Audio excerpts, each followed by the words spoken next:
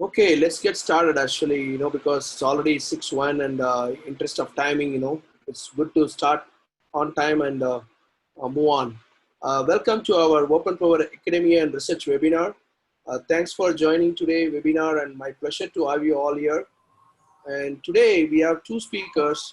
One is from, purely academic side where Shivam Potdar, he has been, working with, with this open power ecosystem as well as, the development activities. And he's going to be presenting about, experimenting with the open IISs. And the second session is going to be by one of my colleague, who has been with IBM for 3 decades, and he's actually the very core team member for cell processor which got delivered by IBM during 2008 and 2009 timeframe, and he's going to be discussing about on open power IISc course again. And I welcome again Shivam to start his presentation. Shivam, go ahead. Thank you, sir. Thank you, sir, for the great introduction. First of all, I would like to thank sir for organizing such events because, I mean, first of all, you don't get this opportunity to work on latest technologies. Fortunately, with open source, some of that is opening, and then again, after that, presenting that and explaining it to other people and motivating them to join us again another effort, which definitely Ganesan sir is leading and motivating all of us students like me to do something, present it within the community and take things forward. So I'll be talking briefly about experimenting with open ICs with major focus on open power. I have been working with the Microwatt core for quite some time, and basically I was able to run simulation on it, and I'm working on the FPGA part right now. And so I'll talk about that and open ISAs in general, and what are the projects which you can potentially work on. Yeah, so this is the agenda basically what I said. So starting with who am I? Yeah, so this is my brief background. I'm currently a final year student in BTech Electrical and Electronics Engineering at NIT Karnataka, Surat. I also work as a research assistant with the CAD lab IISc Bangalore, which probably you would have seen on the poster. I think this particular thing was mentioned. I particularly know this much about open source hardware and open source movement in general because of FOSSEE Foundation. I worked as a Google Summer of Code student with FOSSEE in this summer. Over a period of about 4 months, I was engaged in open source development, open source activities which FOSSEE undertakes. And being a member of that community, I was able to at least have a look at the number of projects which exist. It's still the starting for me. Obviously, I've not contributed a lot. I'm not maybe an expert, but during this time, I have got a good opportunity to explore what all exists and plan something. And before that, after my second year, I have worked in IIT Bombay as a summer intern. Again, that was the project was also into FPGAs and hardware. And these are my interests, which are quite self-explanatory: digital design, Compark, FPGAs, embedded systems, and open source. Right. So when you talk about open source ISAs, which is our topic today, obviously this is organized by the Open Power Foundation, and Open Power is going to be our point of focus. But these are the two ISAs which come to anyone's mind, and they are not really competitors, or it's not like you can't talk about one in the event organized by other and so on. Both are coexisting, both are promoting open source development, and there are communities for both of them. In fact, there are many of the projects which I will talk about in some time which support both of these ISAs. So both have their good and bad. Both are great, and it's up to you what you want to learn. So briefly talking about open power. So as many of you would be knowing, power ISA is actually very old technology which has evolved over time.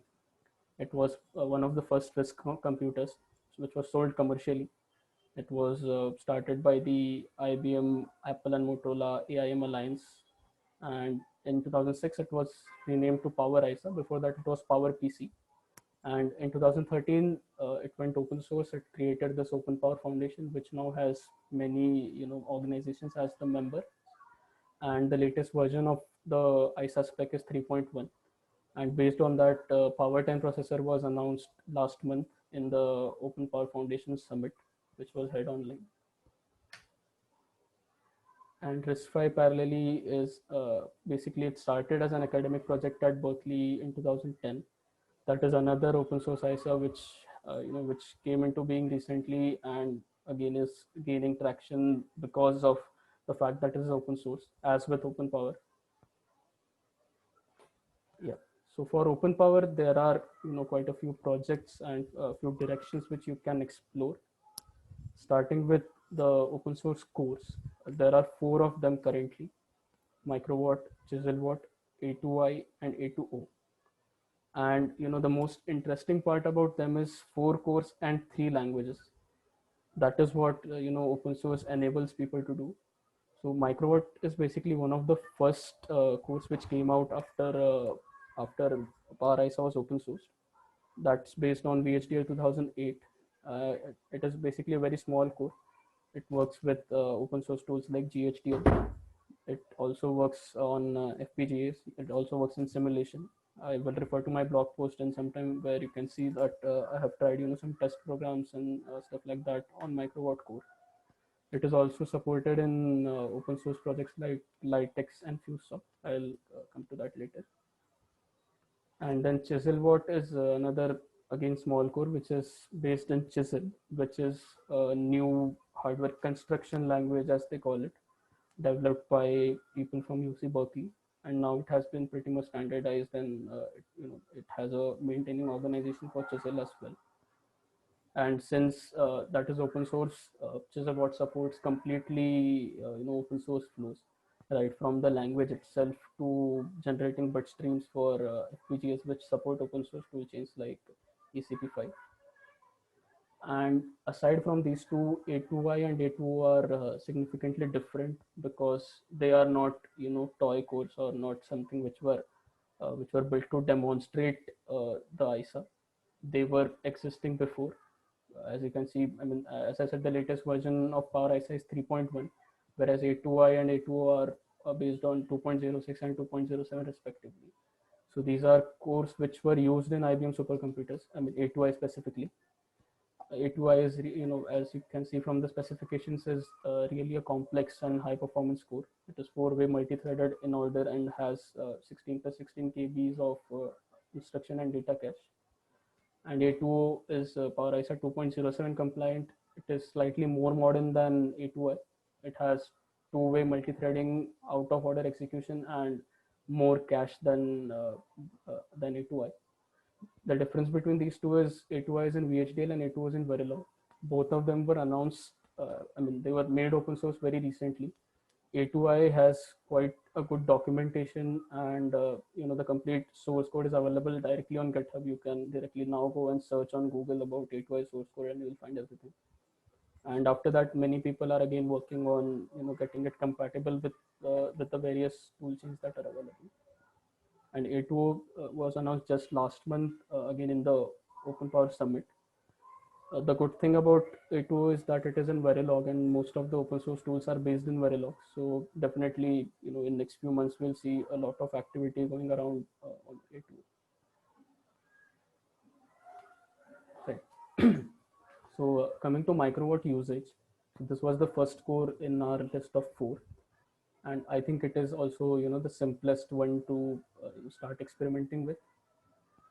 Here I'll basically brief the steps in which you can clone the source code for this core on your PC and run it in simulation. There is a detailed blog post about this on my website, which you can see here. I think I'll be sharing those slides later, and you can just go to this link, or even if you don't get them, you can directly search about it. It's also there in my LinkedIn articles. And there is also interactive ASCII cinema in which you can actually see everything executing within about 8 minutes. This whole process gets completed, and you can see 3 programs executing in your terminal. So that is recorded here in this ASCII cinema.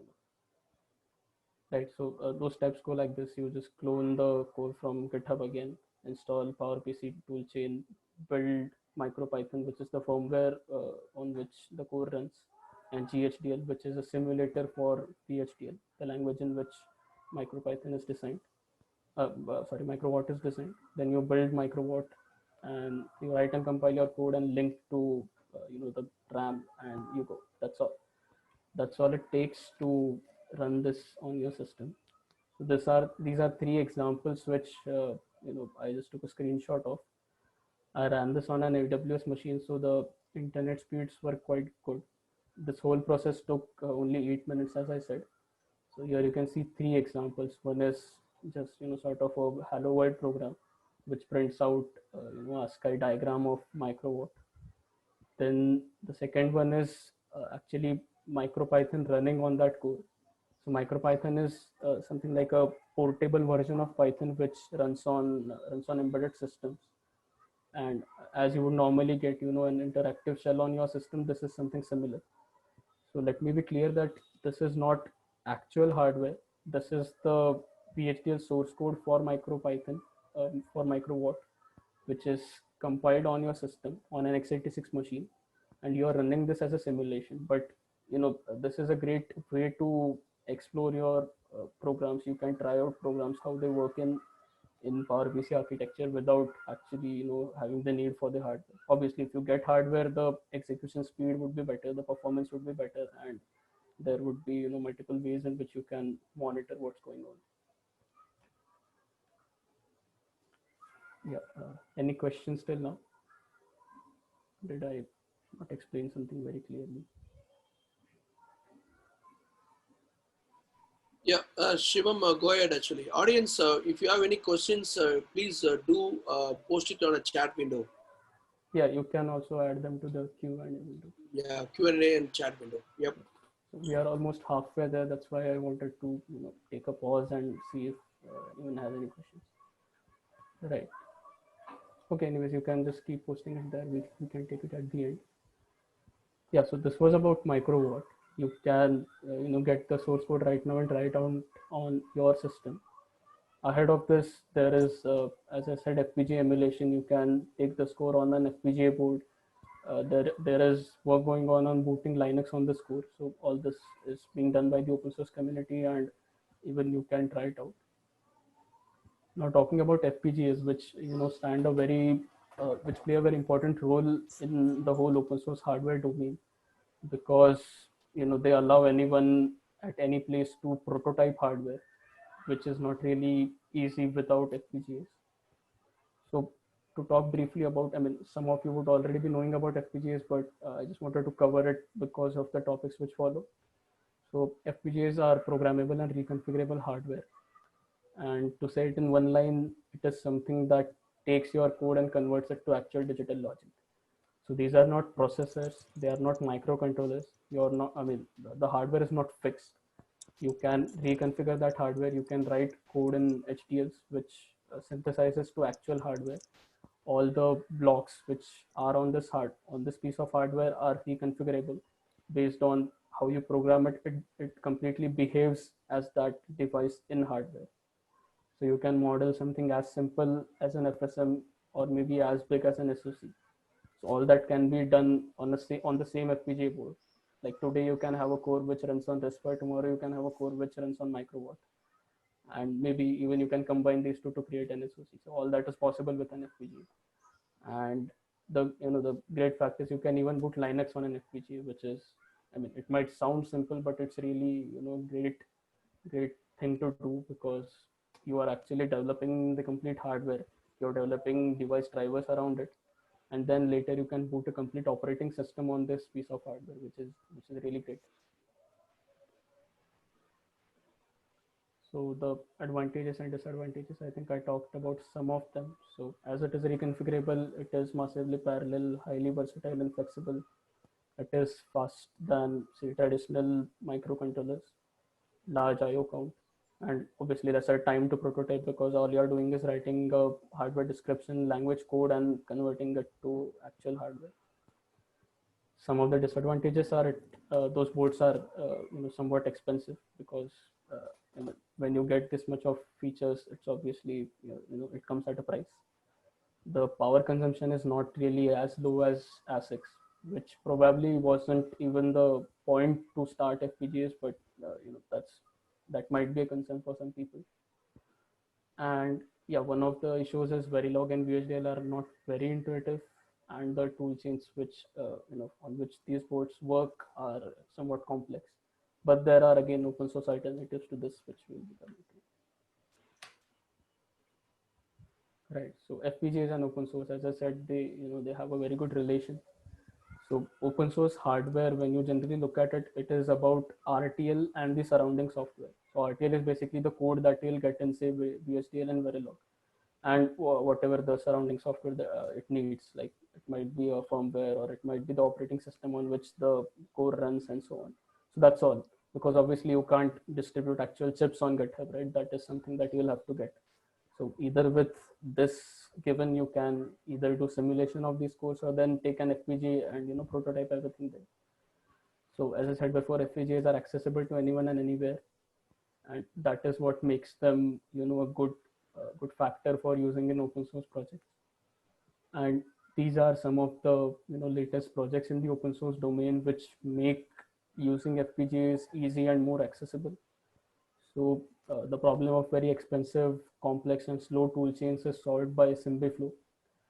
So the to talk about the tool chains, for example, if you take Xilinx Vivado, even to synthesize something as simple as a blinking program, it might take something like say 5 minutes on a device like your laptop, because there are multiple steps and the software is quite complex to handle all that.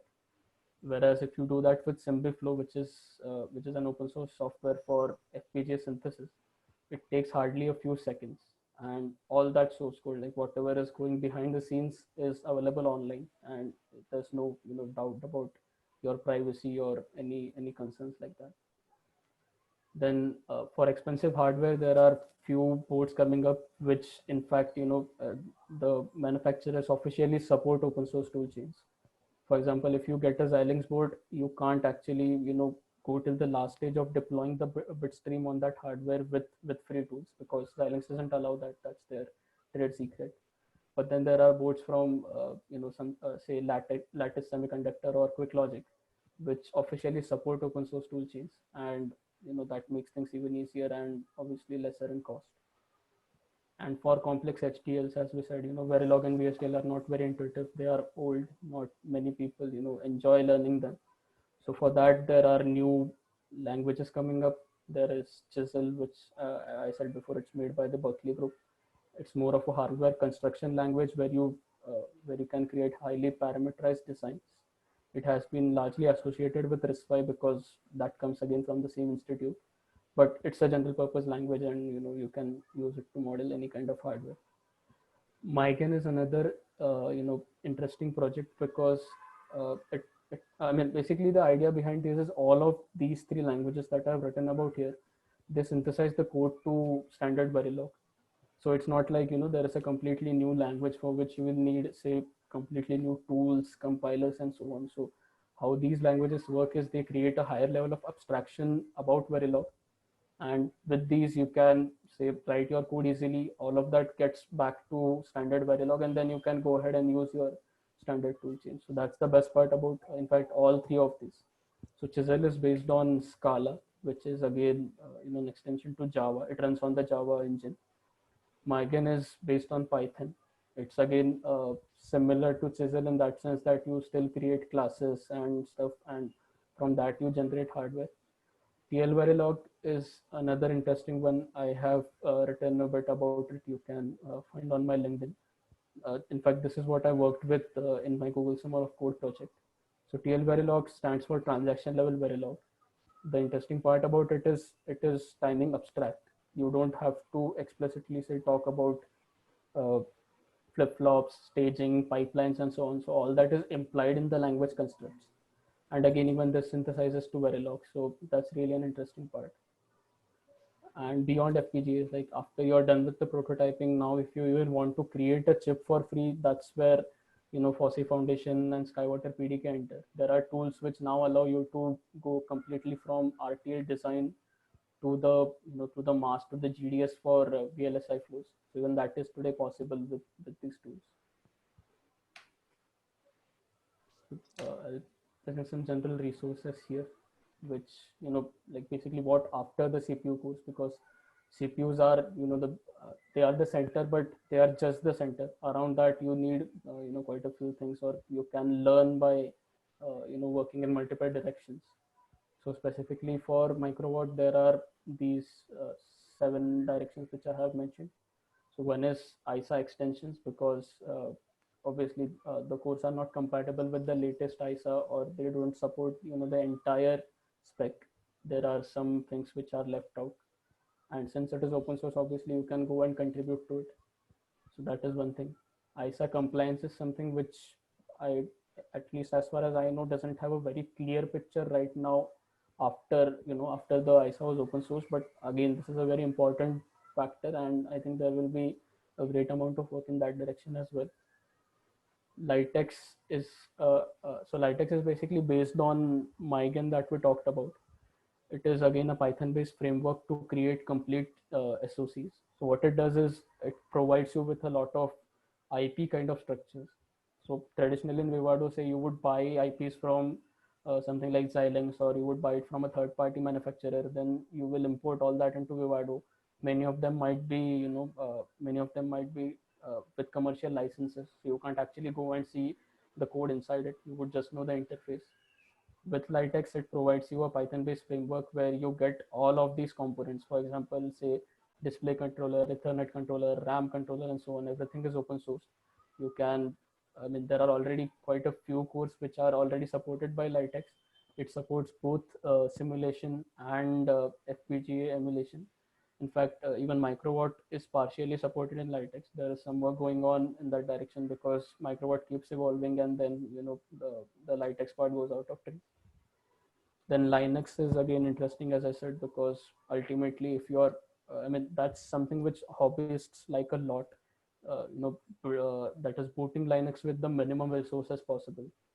Like, for example, there are people who have even tried to boot Linux with as low as 16 megabytes of RAM, which is really a great thing. Like in just that much space, you are booting an entire operating system.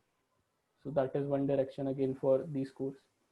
SymbiFlow, I talked about this before. This is they call it the GCC for FPGAs. So they are trying to build a very general purpose and widely applicable framework where you can bring designs in HDLs and synthesize it for various FPGAs. Right now, many of the open source ones are supported, and at least for the commercial ones, partially they are supported, because of, as I said, you can't go till the last bit because that's protected by Xilinx. Then OpenPython is another interesting framework where you can create heterogeneous many core systems. By heterogeneous, it means that you can have, say, 4 different cores which belong to 4 different ISAs on the same system. So that is what OpenPython supports. And it basically gives you all the infrastructure outside the core itself, which helps you with working on this kind of a system. And again, for Sky 130, there is this flow called OpenLane, which is now a collection of various open source tools which help you go from RTL to GDS. So it helps you with logic synthesis, then placement and routing, and all the steps, STA, all that comes in the VLSI backend part. So all that is now possible with open source tool chains. And there is in fact now even an open source PDK with which you can end to end you can do a chip design basically. These are some resources for very beginners, maybe at the level of say second years, who can now start with digital design or computer architecture. Most of these things you might be knowing already. Computer Organization and Design by Professor Pattinson and Hennessy, which is obviously a popular book. Then Power ISA is defined in its books. Like it's called, the ISA spec is divided into multiple books. VSDL and Verilog, you'll find plenty of resources for that online. And there are some even books which are free. All 4 OpenPOWER cores which we talked about are available on GitHub, many even with their documentation. Then all of the open source tool chains have at least some level of documentation, and it is always evolving. Yeah, this I think we can skip. Yeah, so now I think I have last 5 minutes of the time I was allotted. Now we can take questions if any.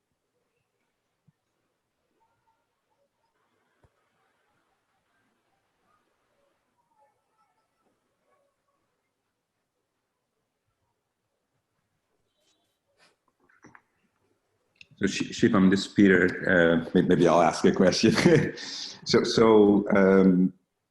I'm curious what you're planning to do next. Yes, so as I said, I was trying to work with Litex. In fact, I was doing that this till the last moment before this call.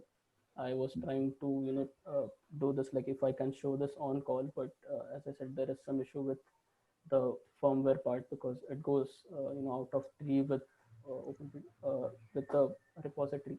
So my basic interest is in FPGAs and digital design.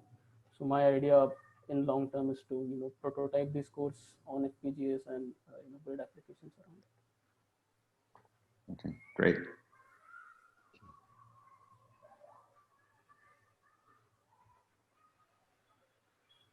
Any more questions, participants?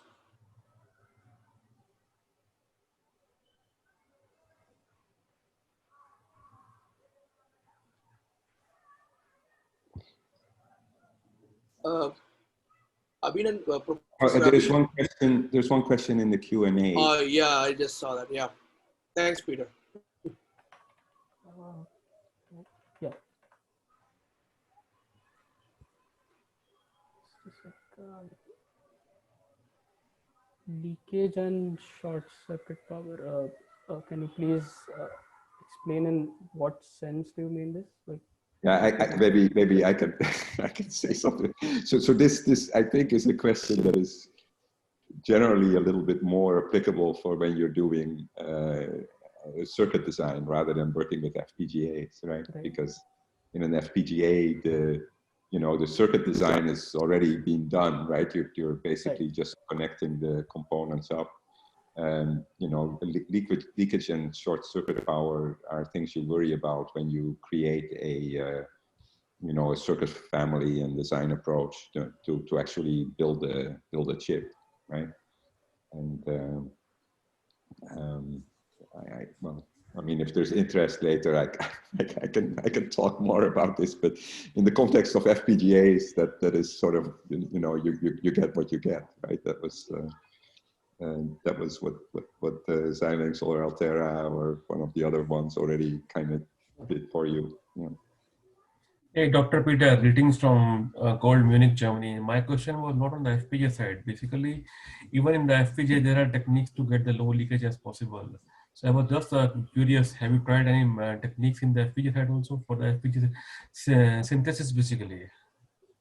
I see. You mean by yeah. Yes. Yeah. Not. I mean, I got the point that this guy is a student and he don't know about ASIC. I mean, basically he has to work on ASIC. But in FPGA also, if you can let's say proofread your concept, then you can sell a lot of RISC-V to all those people. I mean. Right. Yeah. Well. Yeah. That's all the guy in the ETH jury are doing actually. Yeah. Yeah. I don't. Maybe Shivam knows. I don't know that there are very good tools available for that. I think I would know what to do if I wanted to minimize leakage of an FPGA design, but I don't know that there are very good tools for that. But maybe maybe there are.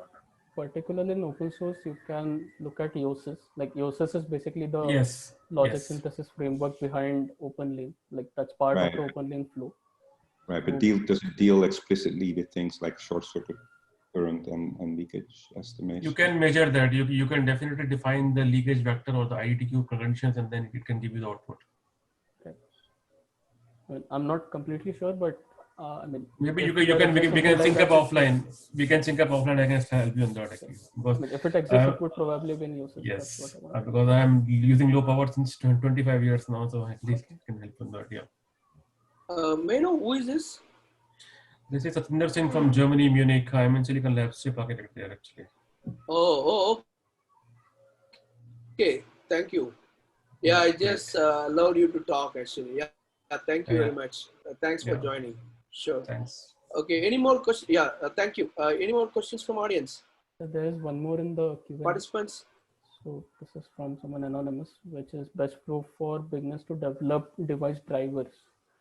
So I mean, if you're particularly looking at, say, just the interface with the core, then you can look at Litex, as I said, because Litex is a really great example of multiple peripherals coming together to support any given core.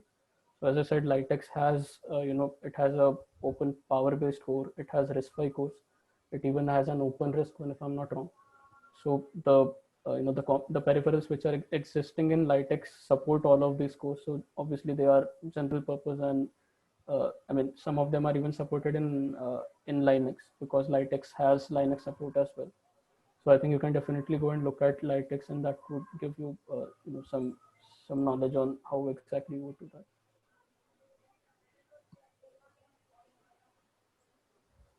Good. Uh, Thanks, Shivam, for the wonderful and detailed presentation and sharing your experiences. Really appreciate it. And let's move on to the next session. And already Peter Hofstee talked about it. Actually, he already answered a few questions too. But before that, I just want to introduce about him, to the audience here. Peter Hofstee is a Dutch physicist as well as the computer scientist who currently working as a distinguished staff member at IBM, Austin, USA, and also a part-time professor in big data systems in Delft University of Technology, Netherlands. Hofstee is best known for his contributions to heterogeneous computing as the chief architect of synergetic processor elements in the cell broadband engine processor used in the Sony PlayStation 3, and also first supercomputer to reach sustained petaflop operation in 2008, which is called Roadrunner. Peter, thanks for your time. Really, we all appreciate, as a community here from India especially, and also people, some people from Europe also joined, as part of this presentation. I welcome you for your presentation, Peter. Thank you. Yeah. Right. Thanks, Ganesan. Actually, one thing that might be very helpful is if attendees could, if you could type in just a sentence or a word about either the reason that you're attending, so something like graduate student, or interested in FPGAs or something. Because we have a pretty big audience here, and I'd like to try to make sure that we talk about things that that are of interest to you.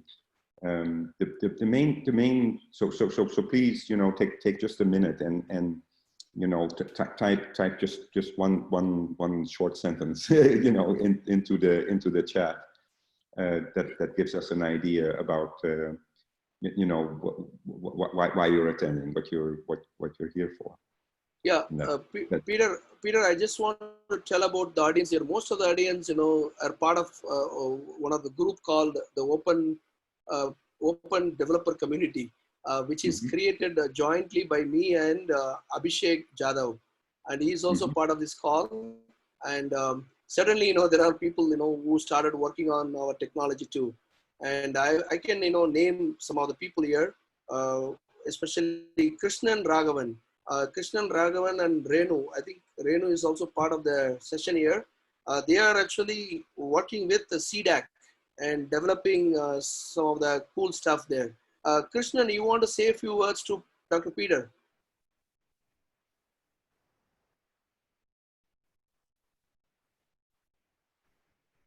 Krishnan? Maybe you have to unmute. Yeah, I just allowed him to talk. Hi, Peter. This is Krishnan. Hey, Krishnan. So I'm just working on this A2O core for the CDAC project, because they have a number of projects lined up. So we just want to use this A2O core and to run some benchmark test for comparison with the other processors, just to see how this processor works and it can be implemented for their future projects in the coming years. Okay. And the future projects here, this is tilted more towards actually you know, an SoC taping out a chip, or would it still be FPGA based projects? For now, as of now, what I have understood is it is just an FPGA-based project. So depending upon how it works out and all the timing constraint, clock tree synthesis, and all the yeah, like I said, the timing constraint, then we might move to a SoC having more components added to it. Okay. All right.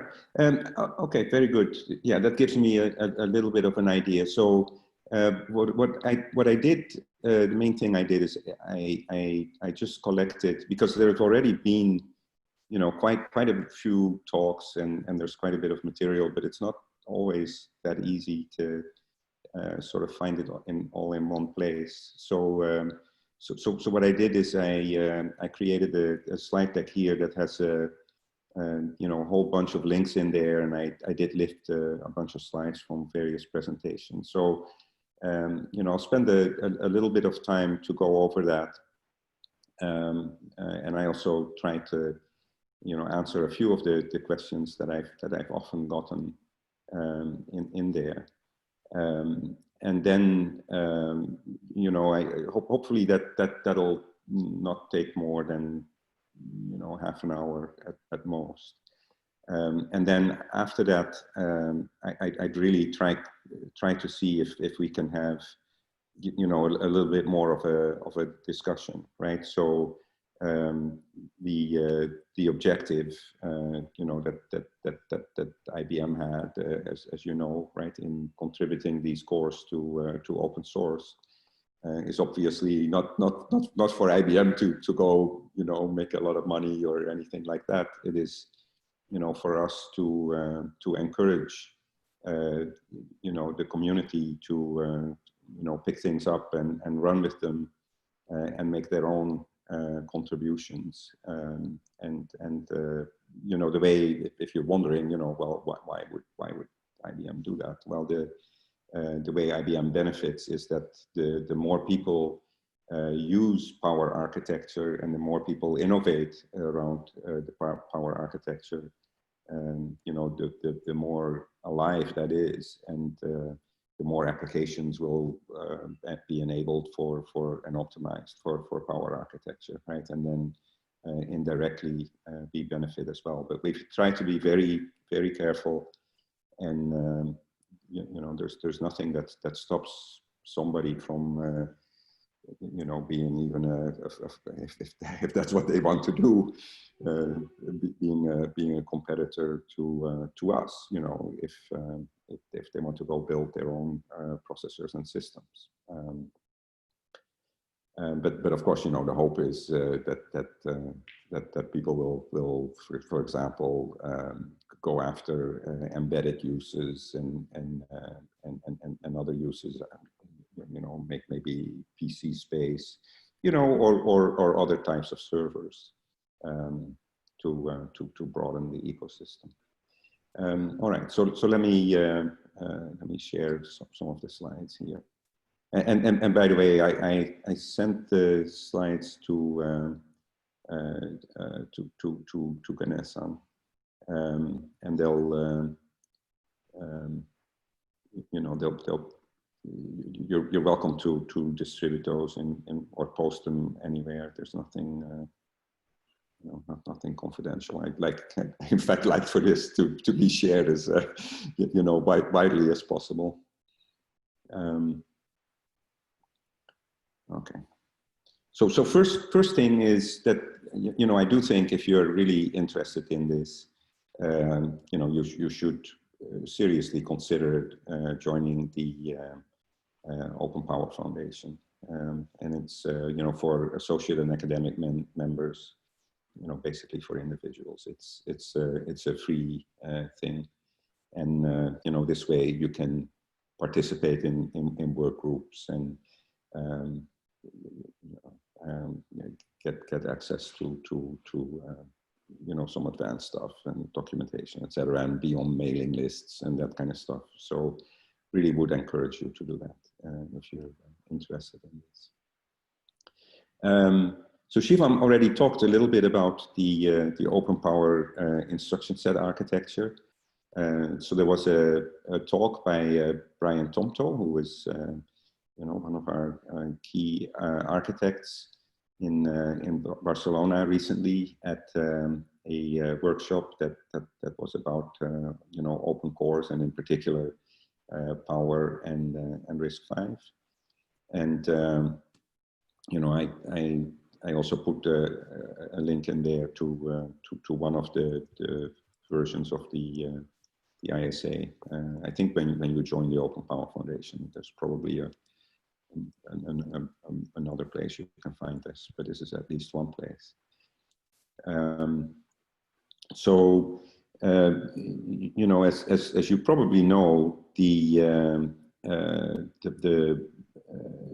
management of the ISA is now all under the Linux Foundation, right? So that means that if other people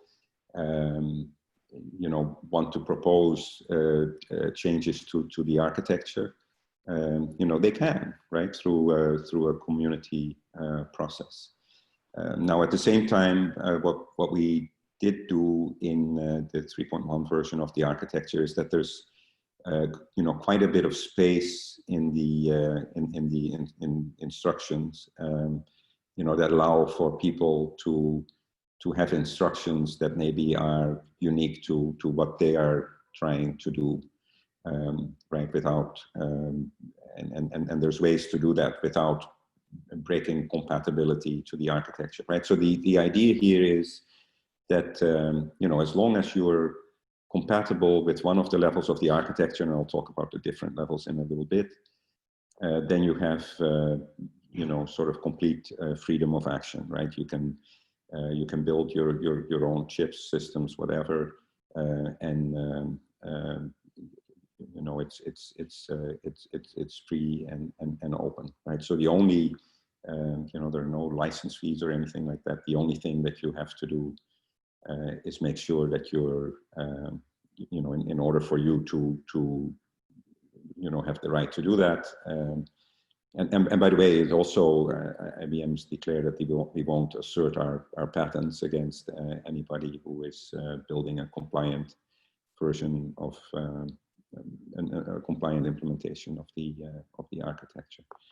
So architectural consistency is actually a very important thing, right? Because that guarantees that people who, for example, build a compiler or something like that, that you get portability across implementations. So because we do want to allow people to start small as well as go all the way up to full-blown implementations at the level that we have it in our server systems. We've defined these compliance subsets, right? So something like Microwatt or Chiselwatt, largely started up here, right? With sort of user level code. I think they're trying to work themselves up to basically this Linux subset here, so that you can also run operating systems, the normal OS on those, and then of course the significant, well, historically a very dominant part and now still a significant part of IBM's business is the AIX systems that we build. Mostly for large databases and that kind of thing, and there's additional instructions as well as some that were introduced very recently, and you can hear more about that when you go listen to that talk from Brian Tomto. So that is the idea, right? So you can pick one of the compliance subsets, build your own implementation. The thing that you have to make sure is that your implementation is consistent with that, with that subset. and then you have complete freedom of action. You can include it in commercial things. You can do whatever you want. Shivam already talked a bunch about Microwatt, so I'm not going to repeat that here. You know, these Anton in particular has given a whole bunch of talks about Microwatt, and I listed a bunch of them here. You know, I think Microwatt is interesting from a number of perspectives. You know, both Microwatt and Chiselwatt, I think, are very interesting from an educational point of view, right? If you want to teach kind of a hands-on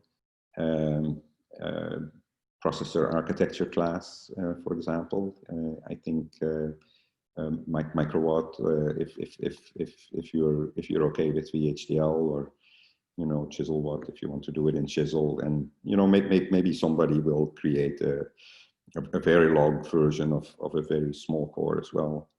You know, I think those are excellent places to start, and somebody who actually, you know, has the ambition to maybe eventually design their own processor, and might be tempted to dive into A2I or A2O. You know, unless you already have considerable experience, I would really encourage you to first start with Microwatt and get to the point where you can, you know, build it and run it and make a change. You know, build in a better branch predictor, or you know, caches, or you know, whatever it is. But you know, get some hands-on experience with Microwatt before moving on to the other ones. I think Shivam also already mentioned, you know, there is, you know, it's not just the core, right? And here is kind of a very high level diagram of how that core is put together in terms of its execution stages. You know, using LiteX, I believe Anton also, you know, has a design that includes the UART, DRAM, Ethernet, right? So you can basically get a system on an FPGA, you know, if you map it there. It's very small, right? So this is the number of LUTs. You know, lookup tables, which is how you build logic in FPGAs, and you know, it actually started out bigger, and then people did some optimization, and now it's growing again, right? Because they're adding instructions to get all the way up to Linux. But 10,000 LUTs is very small. You know, a big FPGA these days is something like 1 million LUTs or so.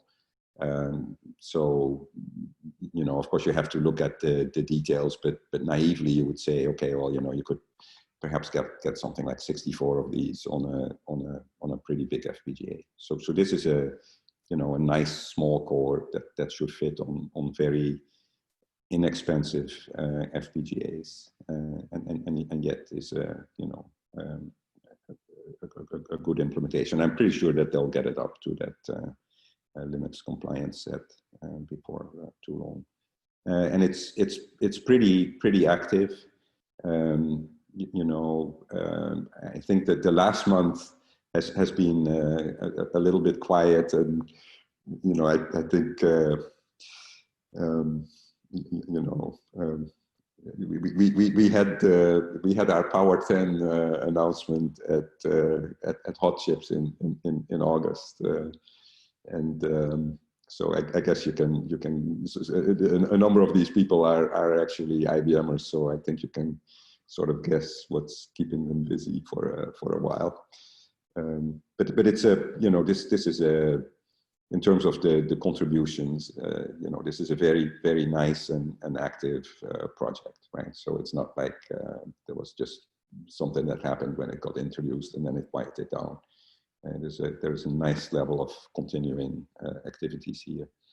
And you know, there are still things to do, right? So the instructions and supervisor state, which, you know, of course you want to get to the Linux compliance set. You know, caches and bypassing, that kind of thing is stuff that you would do to increase performance. In my mind, you know, for Microwatt, that's actually less important than you know, than the functionality, right? And getting it to where we have a, you know, those two levels of compliance at least. But you know, something I would also hope people do is you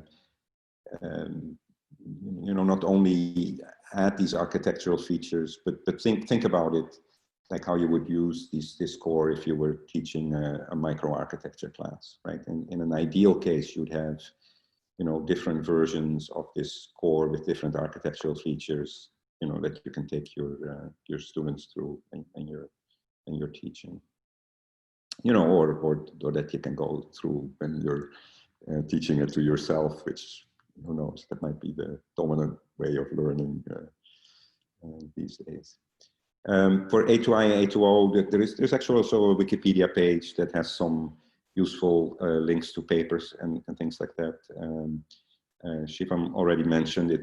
A2I was used in a Blue Gene, was also used in a processor that was built and manufactured and tested, but not commercially shipped, called PowerEN. So there's some links to those papers there. So it's a this core has been useful in a pretty good range of products, right? From all the way from some supercomputers where you know, there were some custom floating point units that were added to the base A2I design to you know, a communication processor, you know, oriented towards things like fast packet processing and so on with the PowerEN. So I think A2I is a, you know, a pretty flexible core. You know, it's a 4-threaded design. I think it's fairly rigorous in you know, how it switches from one thread to another. 27 FO4 implementation is about what you find in sort of a lot of modern microprocessors as well, which means that if you know, would implement this in a modern technology, you would expect to be able to run it at something like 4 gigahertz, you know, depending on you know, trade-offs that you make, right, in terms of like the question we had before, you know, things like leakage, right? If you use you know, faster, lower threshold transistors, your leakage will go up, but the frequency you can achieve is likely also higher, or you can, you know, use higher threshold, lower speed transistors and get more of a, you know, battery lifetime optimized design. In terms of architecture, so this was a you know, at some point we had a different ISA for embedded cores than for you know, our server-oriented designs.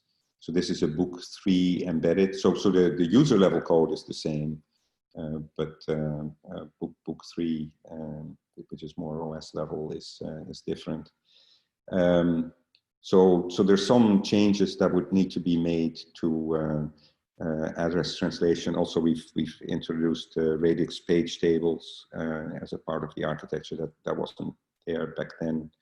So these are you know, some of the things that would need to be done to this core before you could you know, commercially ship it, right, and be within one of the compliance subsets. You know, and again, at the bottom of these slides here, I listed the presentation that I lifted it from. So, if you're interested in this, hopefully it's easy for you to go and actually read the complete the complete talk, and I think almost all of them have YouTube links as well, so you can listen to the presentation. So still, it's a fairly small core, right, by today's standards. So 16 kilobyte, L1 instruction and data caches. It's the area of this core was something like 3 millimeter squared in 45 nanometer technology.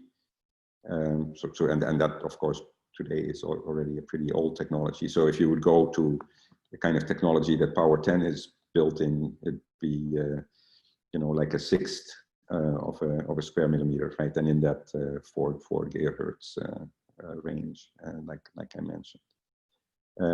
This AXU interface, I think, is worth mentioning.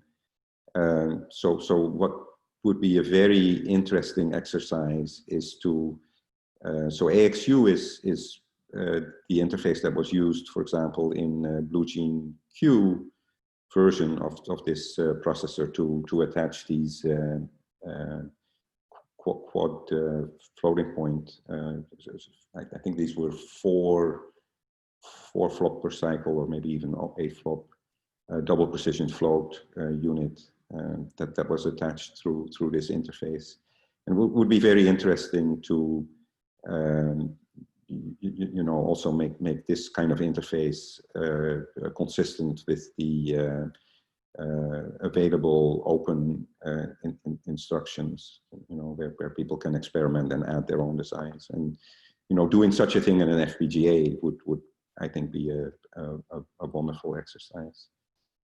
Also has a microcode engine, which actually might really help you when you need to take some things that maybe don't already have a hardware implementation, and instead, for the time being, to make things compliant, actually leverage microcode to get to a compliance set. All right, so that's there. So here's some of the links for A2I. Also, as Shivam already mentioned, it has a nice user manual. If you actually go and build this, that I think is a very helpful document to you. Yeah, I don't think I'm going to go into this too much.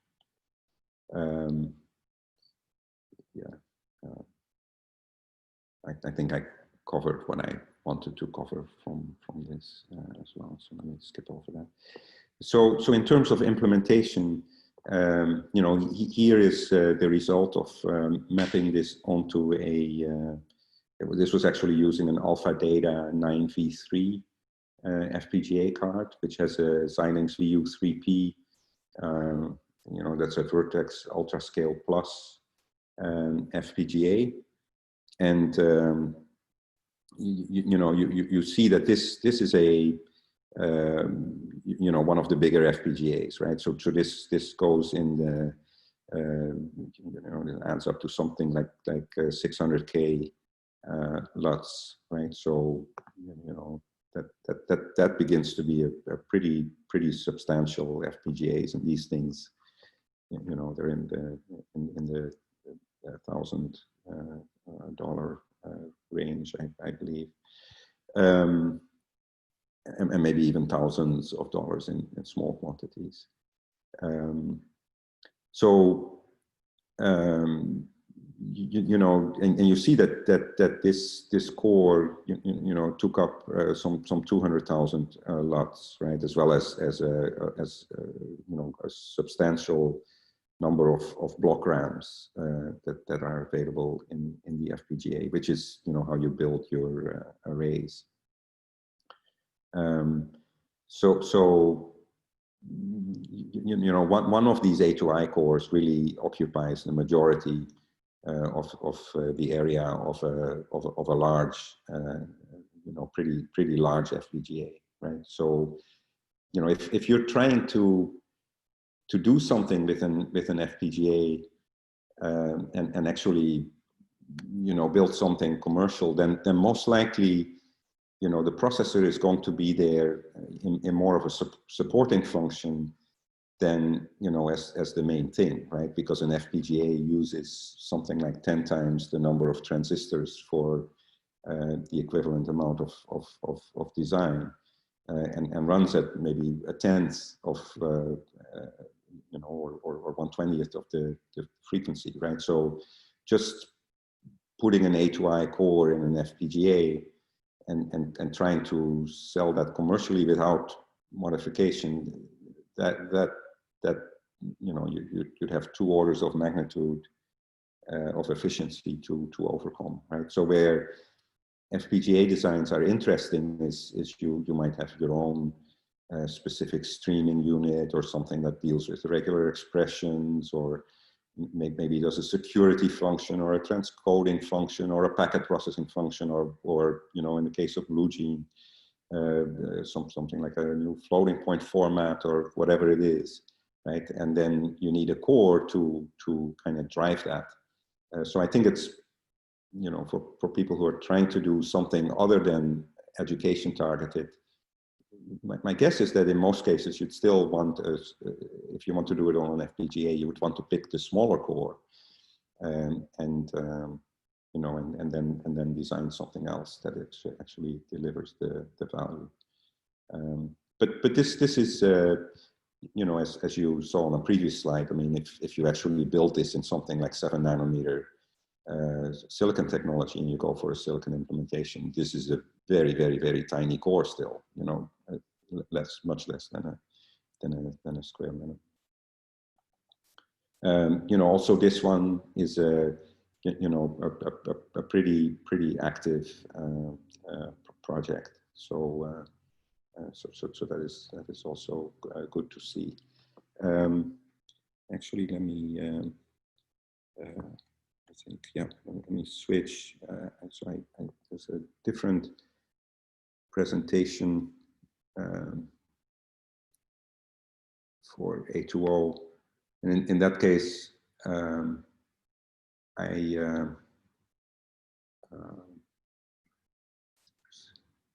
so can you see the my screen here? Yes, Peter. Okay, good. I'll try to put this in screen show mode. This isn't.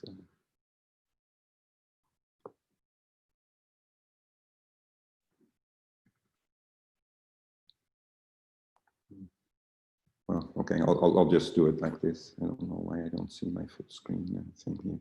So this is I started to lift a few slides and then I concluded I would have almost lifted the whole presentation. So I just included the presentation here, right? So you already heard about A2I, A2O. So A2O, the O stands, you know, for out of order, right? So it's a you know, more sophisticated design than A2I. You see the caches are also twice as big here, right? And you know, it has a more sophisticated branch predictor. This is a branch history table with 10,000 entries. You know, a good sized load store queue. The completion buffer, of course, goes with the out of order design. You know, bigger address translation unit, etc. And the fact that this one has both big and little endian byte ordering, I think, makes it a little easier to get this this core compliant. I think. Microarchitecture, I think I'm going to skip over most of this here. You know, at some point it could be interesting, depending on you know, the interest of the community, to actually ask somebody to do more of a deep dive on the microarchitecture of each of these cores, right? I mean, the talks that I posted here are basically something like half an hour, on each of them, but you could easily talk for hours about the microarchitecture of each of these. You know, they also did an FPGA implementation of this one, and you know, I couldn't immediately find this, but I'm actually fairly certain that this implementation, which fills up the entire FPGA pretty much, right? So you see that you know, this is more than 2/3 of the lots, right? And actually 90% of the block routes. You know, and I'm pretty sure that they had to cut the design down a little bit. You know, maybe in terms of cache size or something like that, to get it to fit. But it also does have an implementation on this 9v3 FPGA, which was actually done by a number of student interns this past summer.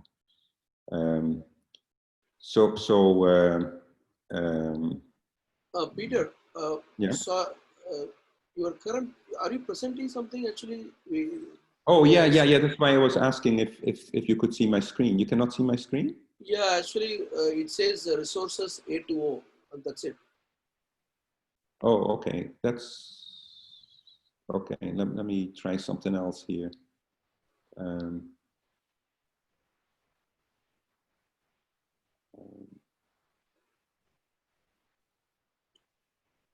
I see that, you know, you're, yeah, now it's so. No, okay.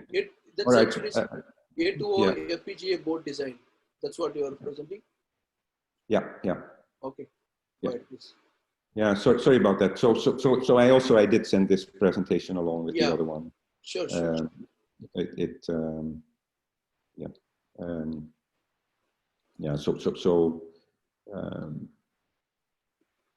know, just to go. Okay. Yeah, I think the stuff that I talked about we can. So you know, again here A2O, even in what I believe is a slightly cut down version of the full design, right, already occupies the vast majority of you know, quite a large FPGA. I mean, if you built if you got one of the biggest ones, you know, then you could probably put the whole design on it. But you know, again, if your objective is to ultimately do something with FPGAs, then I don't think this is the core that you're after. If you're trying to make to prototype a modification to the core that you would then implement in silicon, then of course the FPGA platform is very helpful, and of course as an educational tool, it also is. I'm sorry, is there a question? Maybe not. Okay. All right. So that I think is what I had in, and these are the students actually that did that design, and they did it in a fairly short amount of time. You know, taking the VHDL that we had and actually map it to the FPGA, right? Because we didn't just want to put the VHDL for A2O out there without, you know, at least one implementation of the core that is reasonably easy to get to and modify, right? So I think it was great that these students, sorry, and this is Verilog, that they you know, that they made that modification of the design. So I think with that, I'd like to see if there are questions. I'm really, in particular, eager to hear, you know, if you know, to the extent you can share, of course, you know, if there are particular things that you have in mind, you know, if there's things that we maybe could do as a community that you know, would serve particular needs that you have. you know, ideas about projects. You know, the best projects from my point of view, of course, are the ones that are carried by the community itself, rather than put a lot of dependency, you know, back on IBM, because you know, the idea here is for the community to run with it, but and what we try to do is you know, put the community in a position where that is possible. But of course, if there's something that is not quite there, where a little bit more help is needed, then you know, then we can you know, we can talk about that. So I think in terms of the what I prepared, I'd like to leave it there and maybe get to more of a Q&A or discussion. Yeah, thanks, Peter. I'd like to introduce, you know, Arjun as well as the Professor Mamta. Arjun is from Tata, you know, Tata Consultancy Services, as well as he's doing his PhD in JNTU, Jawaharlal Nehru Technology University in Anantapur, Andhra Pradesh, and you know, they are actually, you know, started working with us with this community, you know, to develop some special projects. You know, Arjun, please go ahead and, you know, get introduced yourself to Peter and Sure, discuss about the project. sure, sure. Hey, Peter. Yeah, June. Good Hey, to meet you.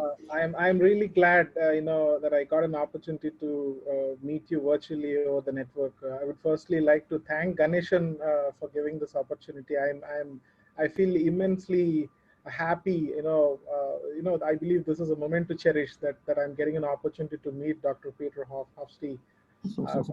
I just can't express That's how very happy nice I of am. you. You know, the multiple occasions in which I get to hear, my association with semicon industry is for the past 11.5 years or so. The multiple occasions in which I've heard Dr. Peter Hofstee, you know, the multiple references, I just can't name them, but they're numerous. Just to give you a quick intro, Dr. Peter Hofstee, I'm actually an SOC verification engineer. I've been in this industry for the past 11.5 years or so almost, after completing my master's in digital systems and computer electronics from the same university. Dr. Mamata was one of my faculty, and I'm in fact glad to get connected back to the academia with the pursuit of my PhD now. I'm an industrial research scholar at the university. My specialization, as far as my experience is concerned, is predominantly on SOC verification, IP verification, and you know, I worked on you know, like 5 to 6 ports till date, ranging from complexity, you know, of 100 million ASIC gate to almost server chipsets of about 1,000 million ASIC gate. You know, server chipsets for like Intel, AMD.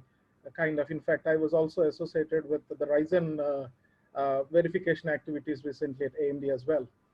In fact, apart from this, I've got pretty good opportunity to get hands-on on IP verification across the domains. So that's quickly about my background. So I've been associated with these students, you know, and we together with the collaboration of the students and Dr. Mamata, we have actually come up with a plan to build an academic purpose fabless system on chip with the kind of infrastructure which is available at the university, and with the collaborative support of the faculty there. You know, with all inputs that we're getting from Ganeshan, and the kind of sessions that we've been attending on the Power Foundation about the A2I, A2O core. So the plan basically is to develop a fabless system on chip with like 5 to 6 peripherals, considering AXI as an interconnect. And we still haven't decided how many cores should be part of the system on chip. But the plan is to build this fabless SoC for academic R&D purposes. I did actually retrospect at you know, aspects which has to be looked at for building a system on chip. So I did guide the students. I have in fact conducted a few sessions, like 4 to 5 days. We've been interacting and I've been conducting sessions on what is address mapping. First of all, I've given them some intro about how a system on chip works. How do you actually configure a peripheral from a processor core? How does the bus architecture take care of the address mapping, address decoding, multiplexing, arbitration, and how do you actually provide the base address of a particular processor core, of a peripheral to the processor core? How do you actually address multiple offsets? I may be getting into the details, but just to tell you, these are the kind of sessions that I had. And we have in fact finalized what could be the peripherals as an initial phase of this SOC development activity. Maybe I'll quickly share the document and proposal with you as well. I guess Ganeshan also had a copy with him. So I would request you to kindly review it if there's a possibility, and kindly guide us in terms of the IISc course, and to be more specific as far as the design is concerned. If there are any inputs at this point, yeah. Yep. Yeah. Actually, so I think yes, I believe I saw an email this morning. It's still a little early for me, so I haven't read it yet. Sorry, but I will. Sure. So here, let me given what you and your students have already studied. Mm-hmm. Let me give an example of something that I think could perhaps be a pretty exciting mm-hmm. project. So, so one of the things, and there may have been a talk on that in Barcelona as well, and there certainly is a talk on it at the upcoming micro conferences. So one of the things that we introduced at the system level on Power 10 mm-hmm. is something called memory inception. Mm-hmm. And a memory inception kind of builds on the idea that we introduced with these open CAPI interfaces. And the general idea behind those is that we are trying to,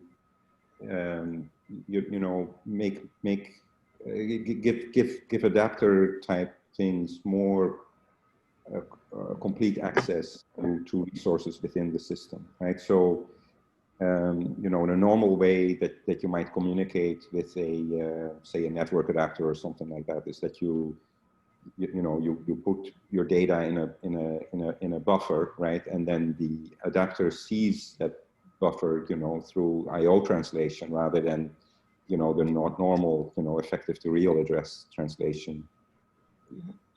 Use effective and x86 be virtual, that they use. But with OpenCAPI, we've been doing things with FPGAs in this case as accelerators or other things where the adapter, whether it's a compute accelerator or a network adapter or a smart storage device, actually, has effective address-based access to the entire system. So we did that for a while. What we did on P10 that is new is that, and we use this OpenCAPI interface also for memory, right? So there's a variant where we actually, have a latency optimized version that is real address based, where we then communicate with a buffer chip that has the actual physical memory behind it. So what we do on Power 10 is, when you do a load or a store, instead of ending up with a physical address range that goes to one of these OMI ports, which is the OpenCAPI port, that we normally attach a memory buffer to, we can have it end up on a generic OpenCAPI port. Okay. But in a mode that we call lowest point of coherence, which really just means that we go out, right, with the real address base. And then you can cable over to another Power 10, and on the other Power 10, we actually, we agree on some base address or something. But in the other system, now you come in from the other end of that cable, if you wish, with an effective address again. Right, so So now what you can do is this one processor can steal memory, for example, or any other resource from another processor, right? Because if I did a load and it goes, you know, my OS translates it to an address range that maps to that cable that goes to the other system sees it with an effective address, and it has mapped that effective address to an actual physical DRAM on that system, right? Now I can actually do load store access to memory that's physically on another system. And in the context of a cloud, as an example, right, where memory utilization is a problem, right? Because I might have 10 servers in my rack or more, and you know, sometimes people need 32 gigabytes, and sometimes they need 128 gigabytes. And even though on average maybe I use only 64 gigabytes, I have to put 128 gigabytes in every server, right? Which is pretty expensive. So instead, if I had this kind of a mechanism, I could just put 64 gigabyte in each server and steal from my neighbors as I need it. And another thing that you can do with this that is very interesting is there's nothing intrinsically that stops you from doing this only once. So Bill Starkey in the Hot Chips presentation talked about routing through the page table. So I can actually set up a cluster of these things, right? And if I identify an address range in the 2 petabytes or so, addressing that we have with Power 10, and which, by the way, you could build a version of A2I that has 2 petabyte or more addressing capability, right?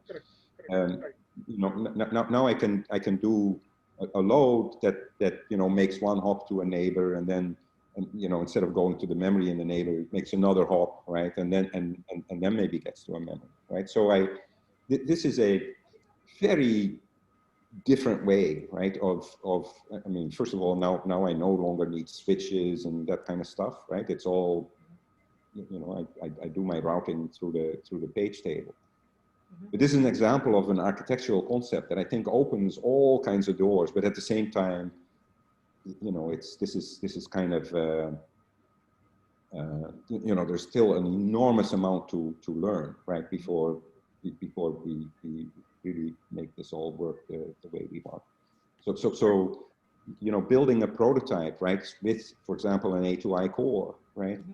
But then actually being able to build a full system and go and explore these kinds of things, right? This is this is just one example, right? There are other examples, like we also in Power 10 we introduced this matrix multiply accumulate unit that's based on out of products, right? So you can do some innovation at that kind of a level where you introduce a new kind of compute unit within the chip, but these you can look at A2I and say, okay, well, it's a, maybe, I mean, it's useful core in many contexts, but it's also a starting point, right, for these kinds of architectural experiments that we hope to see a whole lot of. That really then would be what when people do these kinds of things. Maybe some things inspired by stuff that we've started to explore, or maybe things that the community itself, is coming up with and would like to explore. That's in my mind when an architecture really is vibrant and alive, right? It would be, that kind of stuff would be good ultimately for everybody. But I'll definitely read what what you sent me and try to provide some feedback that maybe is a little bit more directly oriented to what you proposed. Thanks. That will be great. In fact, that will be a great help to us. So, as I said, we actually wanted to come up with a base version with a few peripherals, and first wanted to build the legacy system. On top of it, we actually wanted to improvise the system on chip architecture by adding more peripherals, which can execute more applications. It could not be specific to any domain, but at an outset, initially we wanted to first create the setup. So that's the plan. I think your inputs are quite valuable now. I think we'll definitely plan accordingly, and it'll be great if any steps, any inputs on that front after you go through the document. All the review inputs will be greatly helpful to us. Yeah. Thanks, Arjun. Yeah. Professor Mamta, you want to say a few words? Yeah, it's a very nice and pleasure to meet you, Mr. Peter. I just want to say thanks to Ganeshan for providing this opportunity. And my students, this is very rare opportunity to talk to you and collaborate with IBM. And then we are working with the IBM Power Core, and this journey has to be go further. I just need support from Mr. Ganeshan and also from Mr. Peter. That's it, Ganeshan. Thank you, Mamta. Yeah. Peter, this is actually the team, recently got formed in one of the universities, and, Ms. Arjun from industry, and Professor Mamta from academia collaborating and, putting forward, to work on some 10 students, on our platform. Yeah. And in addition to the CDAC and few other the developer things, happening in India. So we definitely need your support, periodically, on this too. Sure. Yeah. Yeah. Actually, let me say just a little bit more about what I talked about earlier. So we actually did build. I just realized, right? We did build a prototype of what we have in hardware in P10 with using Power 9, and in that case we had to use FPGAs, to actually kind of bring the two systems together, right? Because that extra real to effective address translation, was not available in the hardware in P9. So that project is completely open source. It's called Thymasis Flow, and several talks on it. I can provide links to both the talks and the reference implementation. And I just realized that actually, if you start with a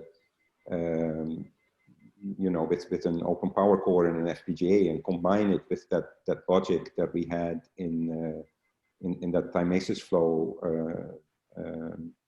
project, then in very short order, right? You have you have an FPGA based implementation that actually could be a complete implementation of this kind of memory exception idea, right? So it might, it would take some time, obviously, to get to a chip level implementation, but with an FPGA, taking the Thymasis Flow stuff that we already have in an FPGA and combining it with one of these power cores, might get you to a working system prototype where you could start to explore with what the system software needs to look like in fairly short order.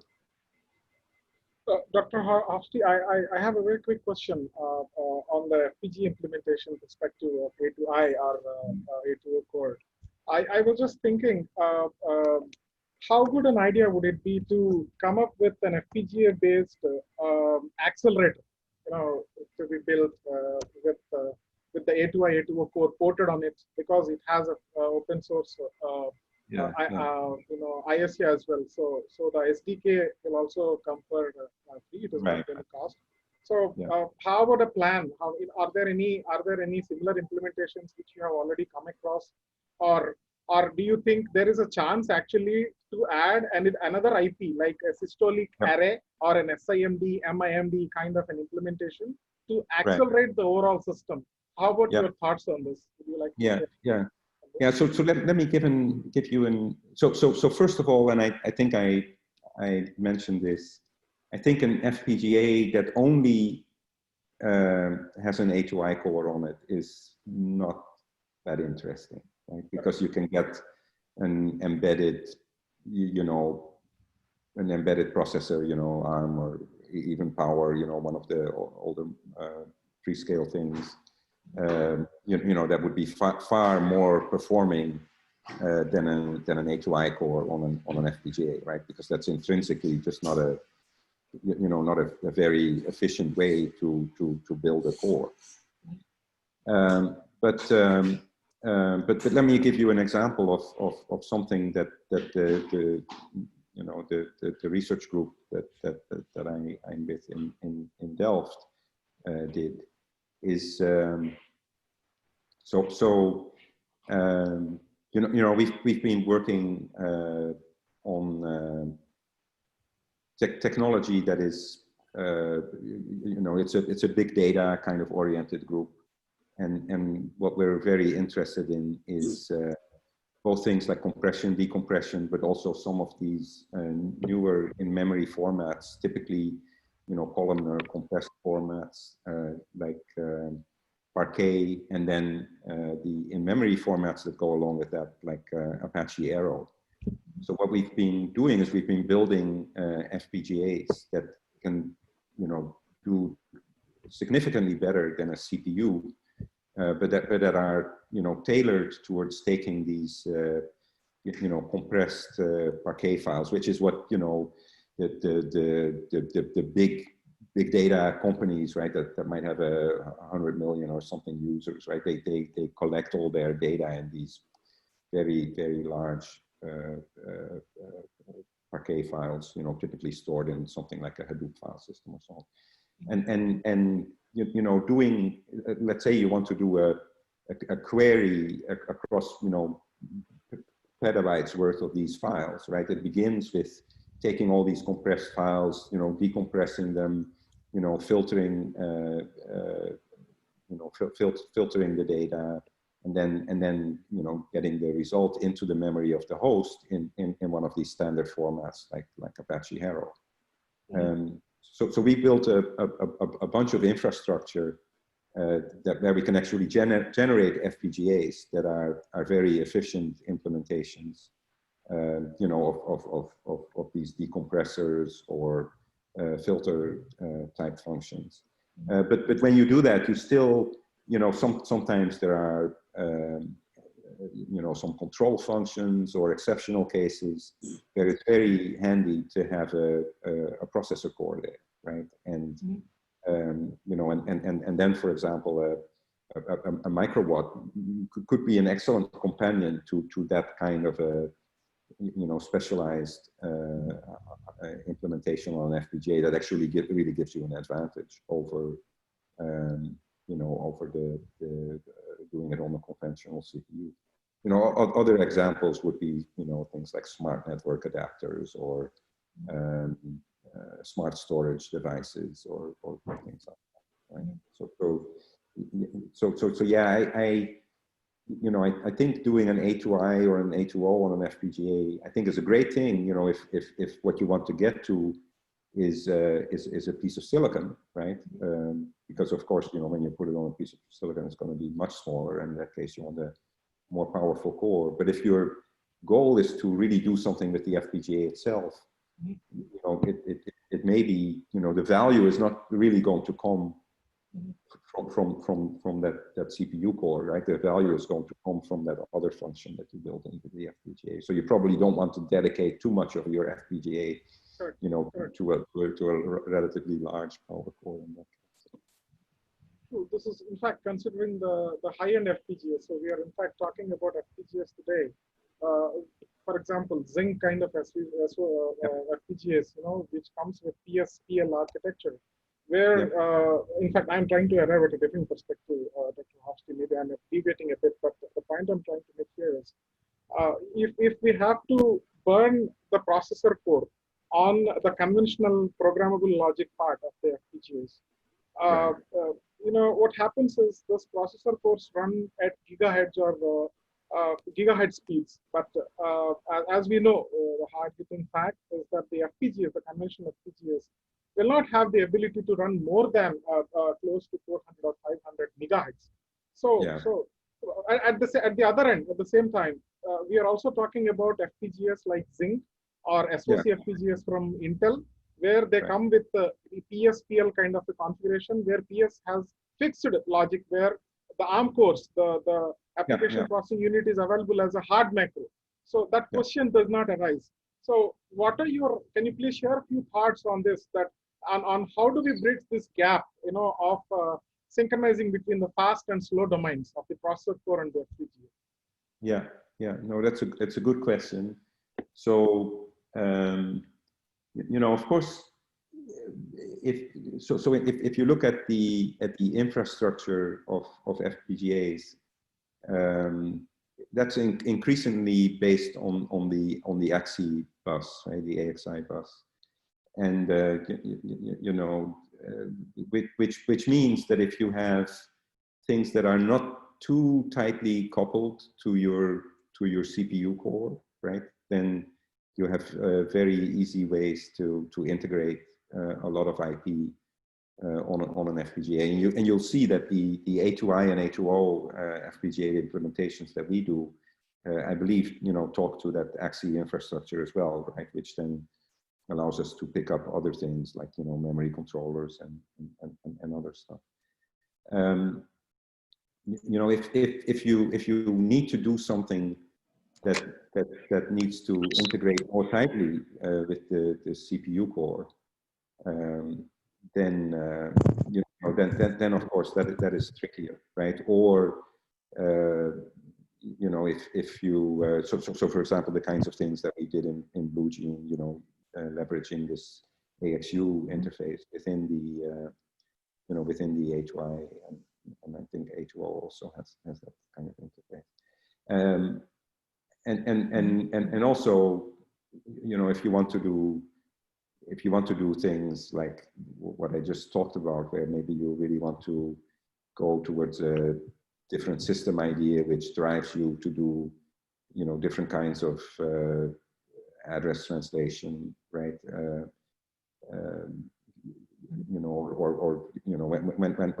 When I design a microprocessor and I think that my memory is 50 nanoseconds away, well, that's different than if I have one of these multi-hop 2 petabyte things where my memory might end up being a microsecond away, right? Your microprocessor design itself is going to get modified, right? Because your latency expectations are different, which means you have to prefetch more and all that kind of stuff, right? And that's the kind of experimentation you really cannot do, right, with these embedded ARM cores.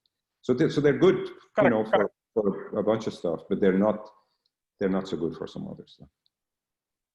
And of course, the other thing with the ARM cores is that, if people want to go for very high volume devices, where you integrate this with some consumer good or whatever, right? Then the fact that these are not open and free, that can be fine. Yeah, I pretty much get that. Thanks for giving all the insights. Thank you so much, Dr. Hofstee. Thank you so much. Oh, my pleasure. Good question. I think I'm pretty well. I think I'm pretty well connected over Slack channel and the Teco Trello channel as well. So I'll keep sharing all the queries I have or the updates that I'm doing from my field. Any support there will be greatly appreciated, Dr. Hofstee. Thank you, Arjun. Thank you. Anyone else have any questions for Peter? Hi, Peter. My name is Abhinandan. Oh. And actually, it was a very good session. My question is, you as a machine learning practitioners, we see a lot of trend in actually moving our models to FPGAs. And recently, Intel has been doing it. It is also doing moving some algorithms to FPGA. How do you see the support from IBM with respect to these kind of ML-based FPGAs? Well, IBM. So we don't sell FPGAs, right? So we I mean, FPGAs is a technology that we use, but we we are not we don't design or manufacture our own FPGAs. I have, in my academic role, right, I have done, and I'm a part-time professor, right, at Delft. So that is not, that is as a as a faculty there, not as an IBM. I've been working with several people. So in the context of these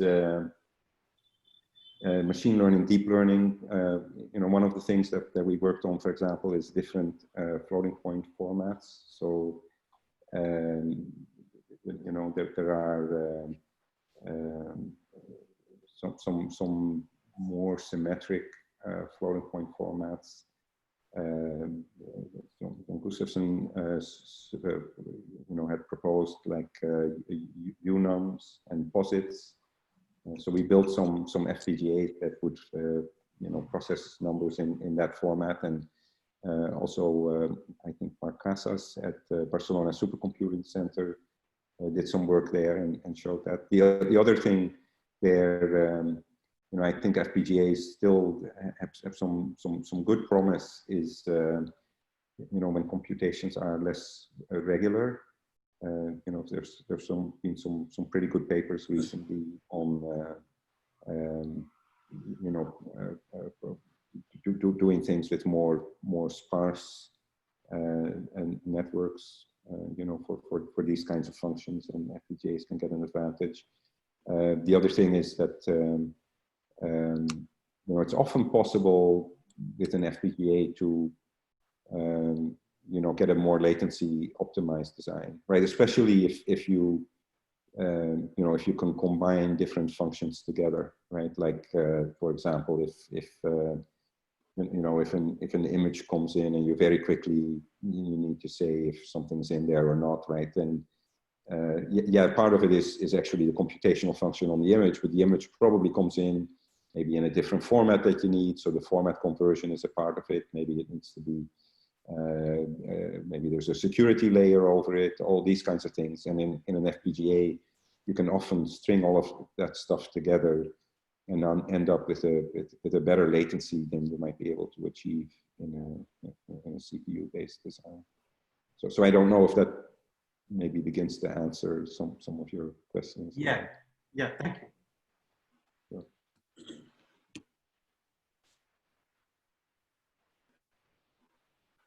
Okay, any other questions? Peter, there is a question from Abhishek Jadhav, who is actually one of the lead collaborator, for our open community in India. In the chat window, he has a question actually in the Q&A chat window. Okay. Yeah. Does IBM PowerEyes ISAR currently target supercomputers, or is there anything on the edge computing, IoT, 5G, etc.? So I think what we've shown, right, through all the things that we've done in the past, right, like this network processor or the supercomputing optimized processors, is that the instruction set architecture is flexible enough to target all of this, right? I think IBM themselves, we are pretty much focused on server type infrastructure, right? And with a pretty strong bias towards sort of an enterprise client, right? So of course we do some of these other things, from time to time, but our main focus really, is that enterprise market. But I don't think that is in any way a limitation of the architecture. The architecture is certainly flexible enough, and we've tried to make sure, with this subsetting idea, that we don't make the architecture too heavy. Right? So some of these things that we want to do for servers, of course, take a fair amount of resource, but then we try to make sure that we have a layering in this architecture, that people who don't want that or don't need that, you know, don't get forced into having to implement that part in order to have a compliant piece. Thanks, Peter. Any other questions, participants, before we close the session? Okay, I think we are almost at the end of the session. Excellent. Thank you for all the great questions. It's yeah, it was wonderful to do. So yep. Yeah, Peter, thanks for your session too. I know that it's early morning there. It's still you are able to join us and and present about the open ISA, all those features and all. Also answered all the people's questions too. Thank you, Peter, for your wonderful support. Yeah. Thanks everyone for attending. Thanks to all the participants, and I'll be sharing the video as well as the PPTs, whatever presented during the presentation today. All right. Thank you very much. Thanks Bye-bye. to everyone. You. Yeah. Thank you. Thank you. Bye. Thank you. Yeah.